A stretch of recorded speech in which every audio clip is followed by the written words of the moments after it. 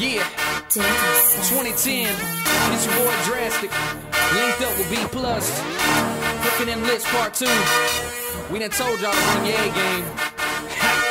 Yeah. You know as soon as I hit the water, it's about to go down. Get to the spot, now it's time to creep, so I drop that trailer and mold it down. We still be hooking them lips, hooking them lips. We still hooking them lips, hooking them lips.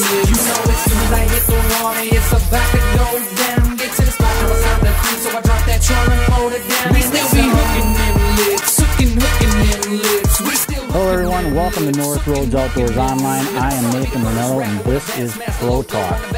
This week we're talking about techniques. A lot of the Elite Series guys have techniques that they're really good at.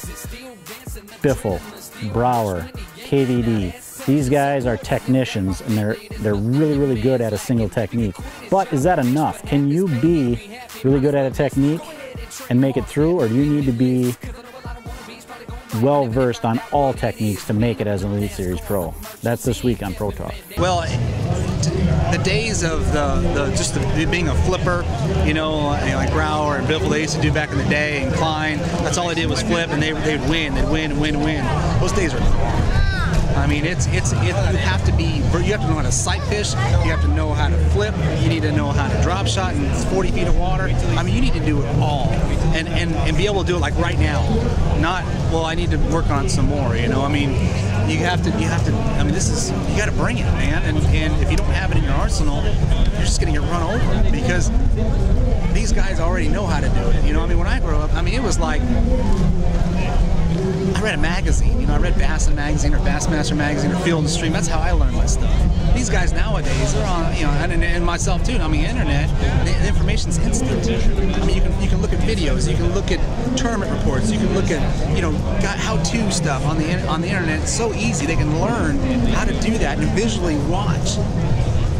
So what you're seeing now, the crop of new anglers that are coming up are more and more versed on different techniques and able to hook it up the gun quicker, because you never knew before. You had to go out and try it and trial and error. We have a guy telling you exactly what to do and what not to do. You know, obviously the learning curve is going to be a lot shorter. So many guys now are just, you know, they're more well-rounded, and you have to be. I mean, those days are just gone. I mean, from 8 years ago, you know, I mean, it's just done. I mean, when I broke the record down in Florida, you had to, I mean, there was maybe 30 guys sight fished.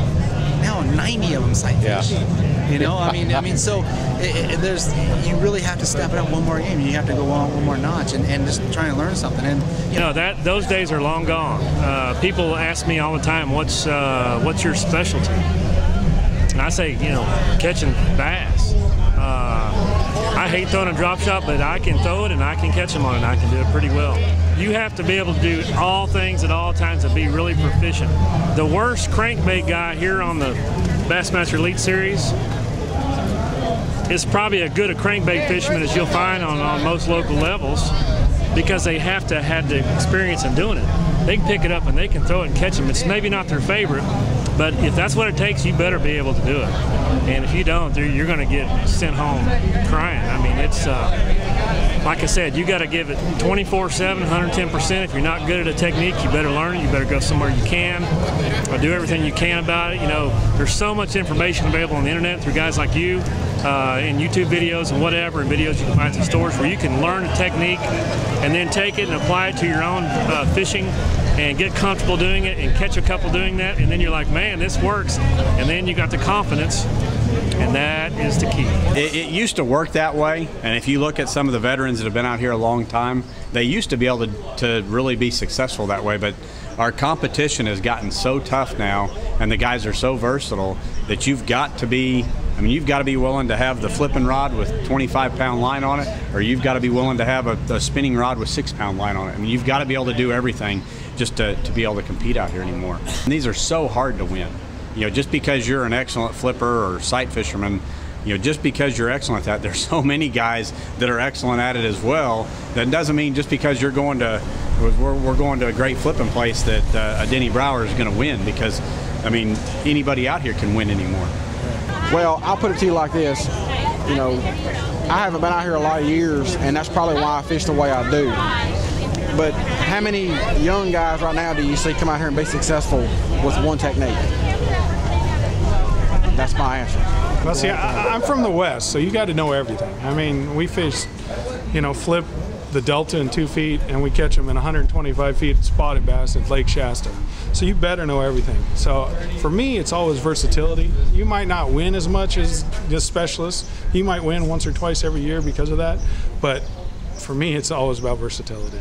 When you get to the Elite Series, you better be versatile, because we see so many different lakes and different techniques that you got to know all of them. You got to be very, very well-rounded if you're going to survive out here. You're going to have to be versatile to win a tournament, because the conditions change, and it's not a one-day event. It's not a 2-day event. It's a 4-day event. So conditions change, fish change, temperatures change, watercolor changes. So you're going to have to adapt all the time. So you will have to be versatile. I try to be well-rounded. I mean, my strengths historically has been power shallow fish, shallow power fish. This year, the one tournament we had doing it, I really struggled.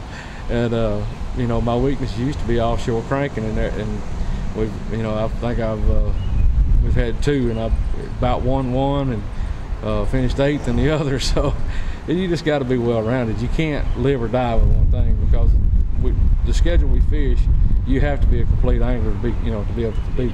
They need to be versatile, but I was probably made my career off of flipping and pitching, so but you can catch them anyway. But you probably ought to be good at one thing or 2 things, really good. But you need to be versatile and be able to do anything. Yeah, you have to be versatile to be a young angler. I mean, you just go to so many diverse places. You've got to be able to do it all, whether you're fishing deep, shallow, or anything in between. And so you got to be comfortable, whether you're fishing Texas, Florida, Michigan, the Potomac River, or California. So you got to be versatile. I think that's one of the things that really helped me starting out. Well, I think it's safe to say you better be really good at everything if you're going to compete with these guys on tour. The guys still win on specific techniques, but to be the best and to compete against the best all the time, you need to know everything. So work on it. Next week, we're going to talk about how to get through a bad day or a bad year. Do these guys get spun out?